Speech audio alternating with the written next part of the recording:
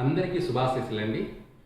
మనం దేవీ నవరాత్రుల గురించి ఏ వారము, ఏ రోజు, ఏ అమ్మవారిని పూజించాలి అన్నది మనం శాస్త్రోక్తంగా ఇటు వారము, తేదీ, నక్షత్రం మూడింటిని కూడా అనుసరించి మనం అమ్మవారిని పూజించడం జరుగుతుంది.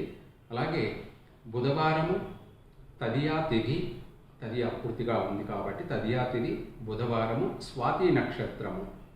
ఈ రోజున మనకు భూలోకంలో బాలా త్రిపుర సుందరి అంటే 3వ రోజు కాబట్టి ఈ అమ్మవారిని మనం పూజించాలి. ఈ అమ్మవారు కూడా బ్రాహ్మణ కుటుంబంలో జన్మించినటువంటి స్త్రీ కాబట్టి ఈ అమ్మవారిని పూజించడం వల్ల అందరికీ కూడాను మంచి ఫలితాలు కలుగుతాయి. మంచి ఫలితాలు అంటే వాళ్లకు సర్వ సకల శుభాలు కలుగుతాయి అనేది వాస్తవం.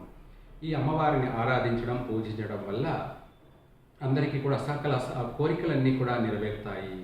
సర్వసకల కోరికలన్నీ కూడా చక్కగా నెరవేరుతాయి. అందరికీ కలిసే వస్తుంది. ఈ అమ్మవారికి వస్త్ర అలంకరణ ఆకుపచ్చ వర్ణం అంటే గ్రీన్తో కూడుకున్నటువంటి పచ్చ వస్త్రాలను అమ్మవారికి అలంకరించాలి. అందరూ కూడాను ఈ రోజున చిన్నపిల్లలు ఎక్కువగా పూజించాలి. అలాగే వివాహం కానటువంటి వీళ్ళందరూ కూడా వీలైనంత వరకు ఆకుపచ్చ వస్త్రాలను ధరించి అమ్మవారికి తులసి ఆకులతోటి ఎక్కువగా అమ్మవారికి మాలను వేసి అదే తులసి ఆకులతోటి అమ్మవారిని పూజించినట్టయితే, అర్చించినట్టయితే సర్వ సకల కోరికలన్నీ కూడా నెరవేరుతాయి.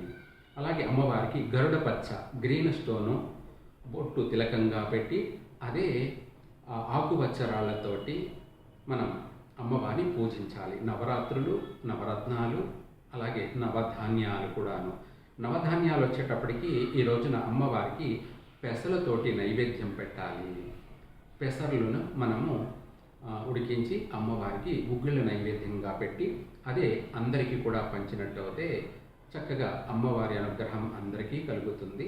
సర్వే జన సుఖినో భవంతు.